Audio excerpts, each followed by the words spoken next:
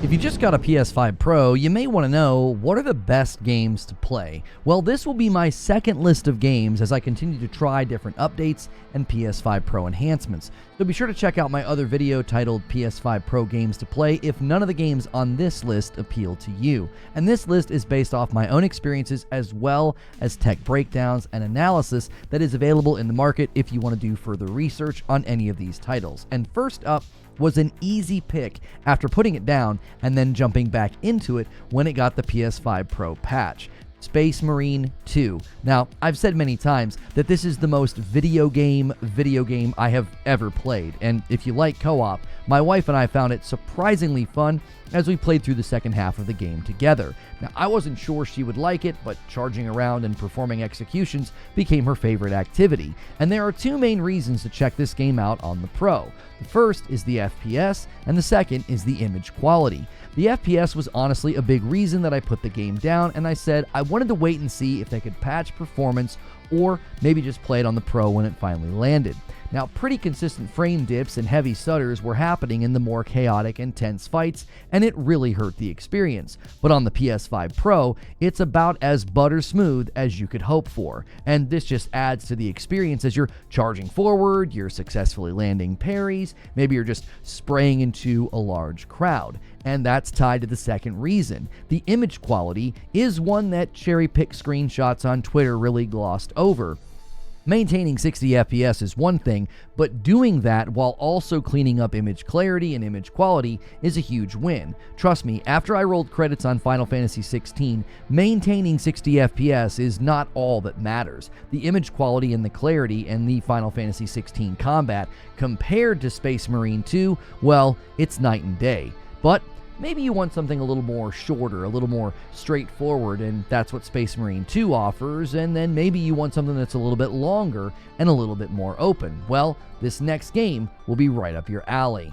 Rise of the Ronin is another game worth checking out on the Pro. I got close to 50 hours in Ronin at launch, and sadly the Pro is not yet in the market. Recent patch testing shows that Performance Mode maintains an almost consistent 60 FPS in the open world, and this was the big issue with the game when I played it on my base PS5. Combat felt amazing, the story was great, and the choices within your own build and weapons, as well as different alliances, I think it really added to crafting your own experience. But it was always a bit of a damper to see lots of frame drops and stutters whenever I would ride across the open world or just be sort of gliding around. And there is a lot of open world in this game. This is a very large game, and that really hurt the experience. And Rise of the Ronin is not this next-gen tour de force. It's not some high-fidelity graphic game. But the dynamic res it's hitting now is at a really good threshold on the PS5 Pro in the performance mode, and it maintains 60, which is a huge win. Now, if you were holding off on this one due to some of those performance issues at launch, the Pro is definitely the place to play it.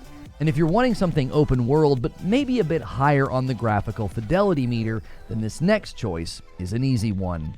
Horizon Forbidden West is undeniably one of the best looking games on PlayStation 5, but on the Pro, it was described by John Linneman from Digital Foundry as like playing a high-end PC game, and that makes this a must-play for all Pro owners.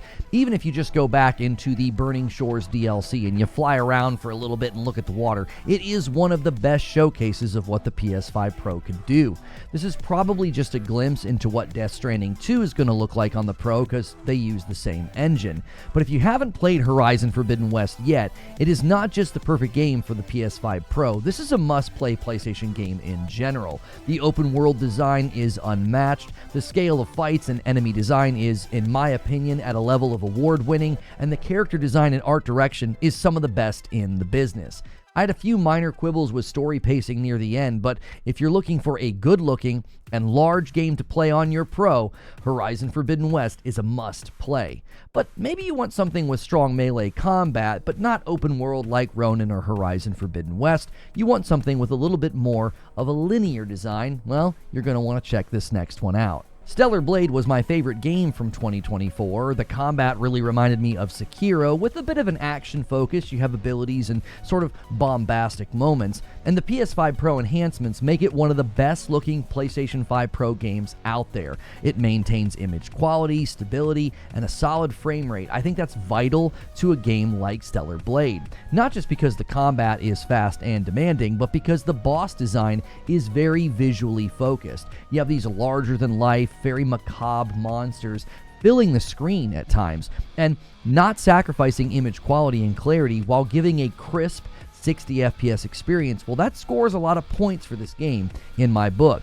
And if you aren't wanting to face a super challenging and punishing game, you can always drop the difficulty down and just enjoy the graphical spectacle and the satisfying fights. But maybe, here at the very end, you want something that's a bit larger and more freedom-based. Well, I've got just the game for you. No Man's Sky continues to be the best game that I simply just don't have time for. The insane number of free updates they have added to this game is almost overwhelming, and the PS5 Pro enhancements are certainly not holding back. The game features an insanely crisp 4K 60 FPS mode, which I have to tell you, this game has gotten better and better looking with age, from just how incredible it feels to be in outer space, to just how lush and vibrant the planets now look, and seeing it in a higher resolution and all at 60 FPS is truly stunning. But maybe you want to go even further. It's one of the few games that touts an 8K 30 FPS mode, and I just gotta tell you, I'm not a fan of 30 FPS, but the 8K footage looks otherworldly. No pun intended, it looks nuts. So that's the last game on this list that I think I'm trying to give you a pretty good variety here, and if those 5 games don't strike your fancy, well, maybe my other list will give you something to play. We'll put a card right here to that list as well. And as always, if you like this video, remember to hit like, share, and subscribe, and I'll see you in the next one.